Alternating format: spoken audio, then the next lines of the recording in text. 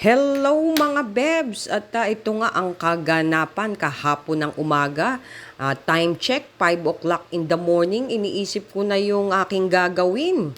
Dahil nakaluto naman na ako kahapon, iinit ko na lang. At ito ang aking gagawin mga bebs. Nakita nyo yan? Sobrang laking trabaho ang iniwan ng aming mga trabahador. Katulad nitong naglagay ng grout, mga bebs. Tignan mo naman, lampas-lampasan.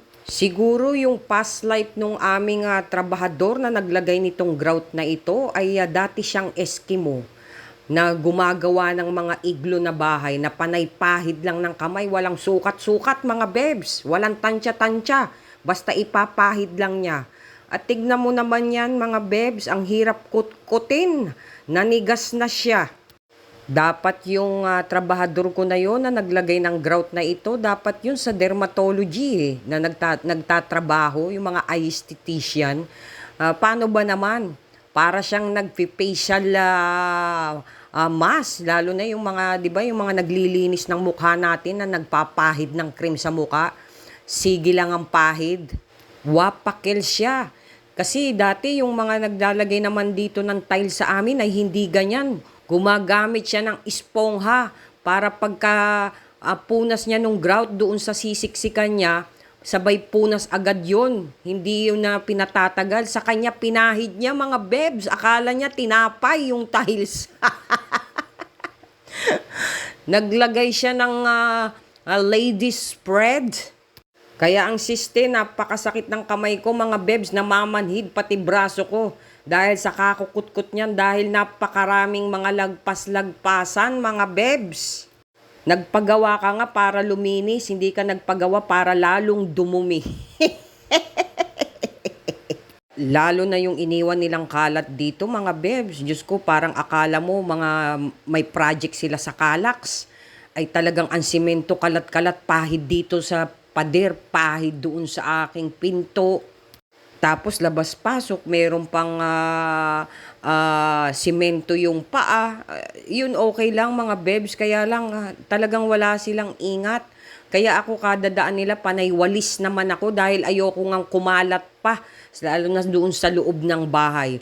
Dito lang yan sa backdoor kitchen, dirty kitchen ko kasi ito. So dapat ang kalat ay naiiwan lang dito. Jesus Mariano Garapon. Trata na nga yung aking patrabaho. Libre pa ang merienda, lunch, tapos hatid sundo pa namin mga bebs. Special treatment, di ba? Dahil dito sa amin noon, pag may mga nakakausap akong mga trabahador na kinukuha ko, sobrang nagpapasalamat pag ako ay nagpapamerienda, mga bebs, kahit kontrata sila. Dahil yung iba raw ni tubig hindi nagbibigay. Ako may payelo pa at may pa-soft drinks pa. Ang ayoko pa naman ay yung madumi mga bebs at hindi naman tayo perpekto sa linis pero at least gusto ko maaliwalas at magandang tignan kasi kaya ka nga nagpagawa para gumanda, hindi para pumangit. Ayan mga bebs, unti-unti ko nang nakikita ang resulta. Masakit na talaga yung kamay ko niya, namamanhid na. Wala naman akong kasambahay mga bebs, ako lang talaga. At napakahirap talaga makakuha ng matitinong trabahador mga bebs. Kahit bayaran mo ng tama ay talagang minsan wardi-wardi talaga ang trabaho. Pati walang malasakit kung minsan dahil kung saan sila maalwa, doon talaga sila gagalaw.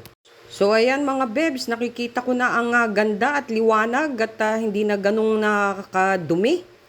Pupunasan na lang natin mga bebs at kukuskusin pa ng konti para naman lumitaw na yung ganda ng tiles. At may mga sinoli nga ako sa Wilcon kanina at pina-exchange ko na lang ng item worth 800 pesos din yon. At sumobra ang aking tiles mga bebs. Hindi pala sila nagpapalit pagka 1 box. Dapat pala per piece yung hindi ko naintindihan. Kasi pag sinabing hindi pwede, hindi pwede. Huwag nang makulit. At yan na medyo matatapos-tapos na tayo niyan, no, mga bebs. O konting punas-punas pa at kuskus na lang. So ayan mga bebs, goods na ako dyan. At napakasarap sa pakiramdam pagka nakikita mo talagang malinis yung nilinis mo. At yan na bukas naman titirahin yan. So bukas pagod na naman ako dahil maglilinis na naman.